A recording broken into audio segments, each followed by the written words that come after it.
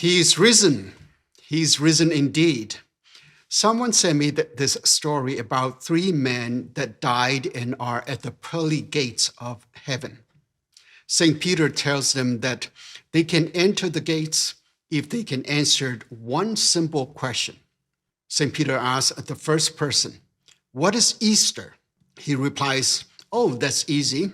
It's a holiday in November when people gather together, eat turkey, and are thankful." "Wrong," replies St. Peter. He doesn't let him in. St. Peter asks the second guy, "What is Easter?" The second one replies, "Easter is the holiday in December when we put up a nice tree, exchange presents, and celebrate the birth of Jesus." St. Peter looks at the second guy, shakes his head in disgust, tells him he's wrong, and sends him away. Then he peers over his glasses at the third guy and asks, "What is Easter?" The third guy smiles confidently and looks St. Peter's in his eyes. "I know what Easter is." "Oh," says St. Peter incredulously. "Easter is a Christian holiday that coincides with the Jewish celebration of Passover. Jesus and his disciples were eating the Last Supper, and Jesus was later deceived and turned over to the Romans by one of his disciples. The Romans took him to be crucified. They made him wear a crown of thorns and hung him on the cross with nails through his hands. He was buried in a nearby cave, sealed off by a large boulder." St. Peter smiles broadly with delight. Then the third man continues, "Every year, the boulder is moved aside so that Jesus can come out, and if he sees his shadow, there will be 6 more weeks of winter." End of the story. A miss is as good as a mile. I wonder if this could happen today. Do we have any human on earth that doesn't know what Easter is about? There are 2 parts to Easter: the historical fact and present reality. Joe Rogan asked one of his interviewees, "How could you even know if Jesus existed since it was 2,000 years ago?" My answer would be simple. The calendar we use begins with the birth of Christ. But who cares about the birth of Christ if there is no resurrection of Christ? The resurrection of Jesus Christ divided human history into 2 parts, BC and AD, or to be politically correct, BCE and CE. Now, everyone on earth makes reference to Jesus Christ when they put down their signature. Christians or not, when you sign a document, you must put the date next to it, referencing the Anno Domini, the year of the Lord. So when I look at the calendar, I see the evidence of Easter.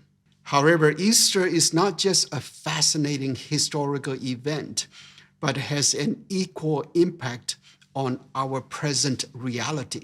We believe not just because Jesus changed our history, but because he changed our lives by adding meaning to it. Easter empowers us to do great things. Jesus said, "Very truly, I tell you, the one who believes in me will also do the works that I do, and in fact will do greater works than these, because I'm going to the Father." John 14:12. That means Christians are not supposed to be pew potatoes, but commissioned to do greater works than Jesus did. Don't ask, "Who am I to do such things?" but ask how Jesus has empowered us to accomplish greatness. Last week, when I talked about the Last Supper, I quoted Shakespeare. I want to remind you again because Easter completes the same thing. Shakespeare said, "Be not afraid of greatness. Some are born great, some achieved greatness, and others have greatness thrust upon them." Which category do you belong to? Are you born great? Have you achieved greatness? Most of us belong to the third category. We have greatness thrust upon us because Jesus left us with a great commission to reconcile the world. Easter empowers you to rise above yourself and fulfill the greatness thrust upon you, reminding you not to settle for less. As Shakespeare said, Be not afraid of greatness. So as we celebrate Easter, let's renew our faith, courage, and commitment to rise and shine and live the greatness thrust upon us. Jesus wouldn't expect us to do greater things without giving us the tools and the power to do it. Let's look at how we can make it happen based on Jesus' last words before he returned to the Father. So let's begin. Hi, in case we haven't met yet, I'm Sam Stone, the light keeper. You are the light of the world, and I'm the keeper. No pun intended. It's my calling to help you shine your brightest so that God is glorified in you and you are satisfied in God. The scripture lesson for today is from the Gospel according to Matthew chapter 28, 1 to 10 and 16 to 20.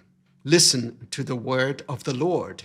After the Sabbath, as the first day of the week was dawning, Mary Magdalene and the other Mary went to see the tomb. And suddenly there was a great earthquake, for an angel of the Lord descending from heaven came and rolled back the stone and sat on it. His appearance was like lightning, and his clothing white as snow. For fear of him, the guards shook and became like dead men. But the angel said to the women, "Do not be afraid. I know that you are looking for Jesus who was crucified. He is not here, for he has been raised, as he said. Come and see the place where he lay. Then go quickly and tell his disciples, he has been raised from the dead, and indeed he is going ahead of you to Galilee. There you will see him. This is my message for you." So they left the tomb quickly with fear and great joy, and ran to tell his disciples. Suddenly Jesus met them and said, "Greetings." And they came to him, took hold of his feet, and worshipped him. Then Jesus said to them, "Do not be afraid. Go and tell my brothers to go to Galilee. There they will see me." Verse 16, now the 11 disciples went to Galilee, to the mountain to which Jesus had directed them. When they saw him, they worshipped him, but some doubted. And Jesus came and said to them, "All authority in heaven and on earth has been given to me. Go therefore and make disciples of all nations, baptizing them in the name of the Father and of the Son and of the Holy Spirit, and teaching them to obey everything that I have commanded you. And remember, I'm with you always to the end of the age."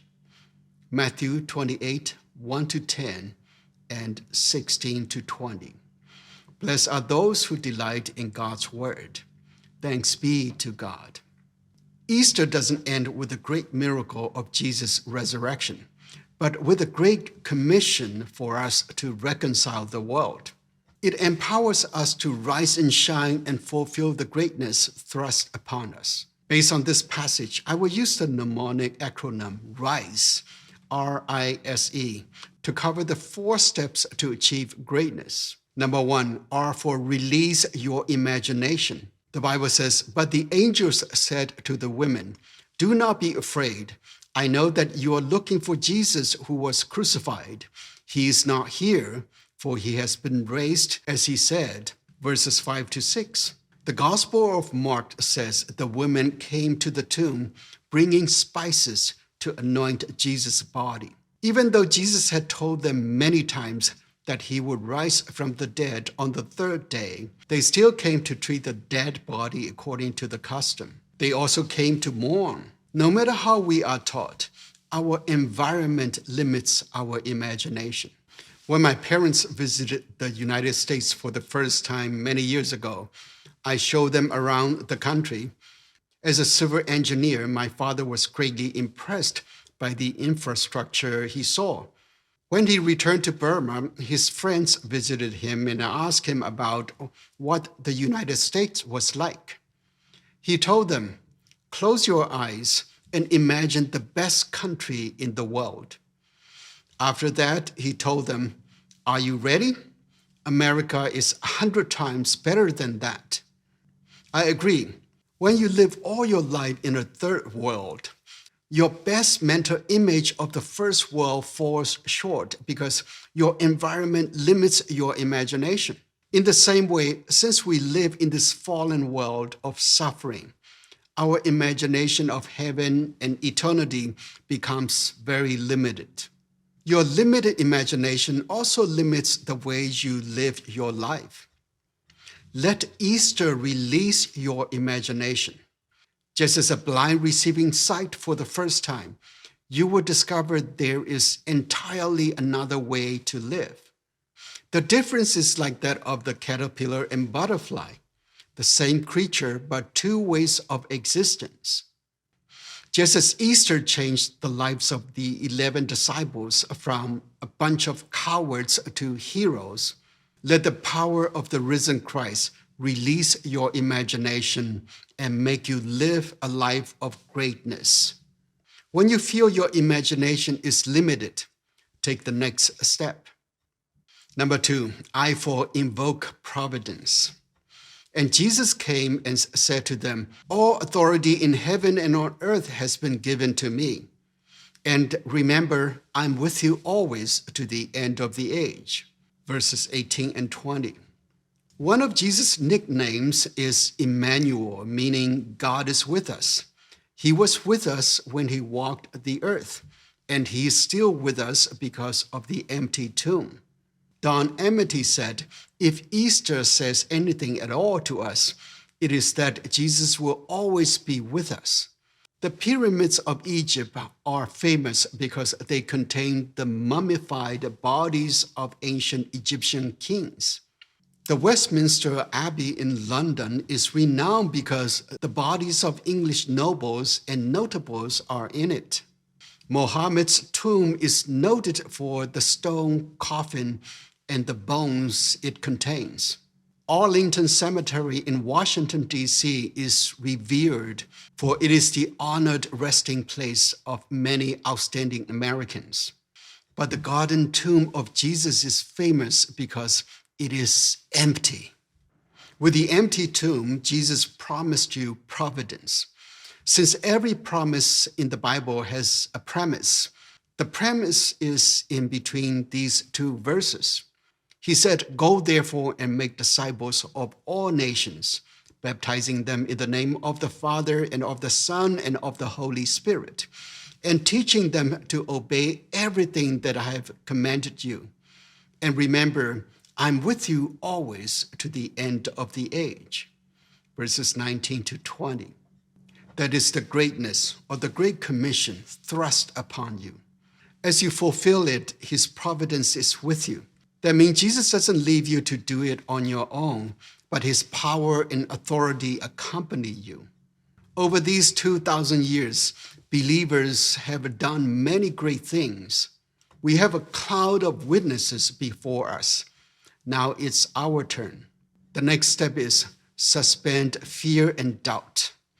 Doubt and fear are natural for humans because we are vulnerable creatures. Our Creator compares us to sheep. Sheep are defenseless creatures.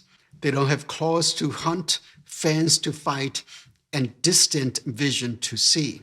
It's natural for humans to have imposter syndrome when attempting greatness. We are not alone. Look at what the disciples felt. It says, so they left the tomb quickly with fear and great joy and ran to tell his disciples. When they saw him, they worshipped him, but some doubted. Verses 8 and 17. Jesus knew you would have fear and doubt. Even in this short passage, we find the encouragement, do not be afraid, twice, once by the angel and another by Jesus. Then he said to them, do not be afraid. Go and tell my brothers to go to Galilee. There they will see me. Verse 10. At this moment, they were still in Jerusalem. The authorities were hunting for Jesus' lost body and trying to arrest the disciples, accusing them of stealing the body to fake the resurrection. So for their safety, Jesus decided to meet them in Galilee, their home turf in the north. Fear and doubt can cripple our actions. James said, The doubters, being double-minded and unstable in every way, must not expect to receive anything from the Lord. James 1:8. Even if we cannot stop fear and doubt, we can suspend them momentarily to take a small action. Even a small action will bring us small success, and that success will eliminate bigger doubts and give us the courage to take more actions. It's like an upward spiral. All we need to do is to suspend the doubt and take a baby step. At his Last Supper, Jesus taught us to suspend doubt and imposter syndrome by submitting ourselves as servants and messengers. You don't have to carry the burden of success and failure as a servant or messenger, because all success and failure belongs to your boss. So it sets you free to imagine and innovate a way to fulfill the greatness thrust upon you. I call it the Michelangelo Code, because Michelangelo produces his masterpieces as a servant or messenger, not as a creator. You have heard of the Da Vinci Code, which is a fiction, but the Michelangelo Code is practical. It eliminates fear and doubt by giving all glory to God. Lastly, number 4, E for enlighten the world. Jesus said, "You are the light of the world. A city built on a hill cannot be hid. In the same way, let your light shine before others, so that they may see your good works and give glory to your Father in heaven." Matthew 5:14 and 16. You might ask, who am I to enlighten the world? This passage explained it clearly. Jesus commissions you to be the light of the world. Hiding the light is a mistake. Remember that God doesn't like the servant who buried his talents. On the other hand, greatness like success, fame, and power can destroy us. That's why Jesus wants you to pursue greatness not for yourself, but for God's glory, so that greatness cannot sabotage you. So relax. You are not shining your light for your own glory, but for the glory of your Father in heaven. That's what the Michelangelo Code is about. You don't have to worry about winning or losing, success or failure, when you don't take credit for your greatness. That allows you to set your light free and shine your brightest. So rise and shine and live your greatness using these 4 steps that form the acronym RISE. Release your imagination, invoke providence, suspend fear and doubt, enlighten the world. Be not afraid of greatness. Let's rise and shine together, starting this Easter, and fulfill the greatness thrust upon us. That's it for today. I hope you find this message illuminating as much as I enjoy receiving it from the head office. Until we meet again, keep your light shining brighter and broader and harvest the fruit of profound freedom, purpose, and happiness. Amen. Bye now.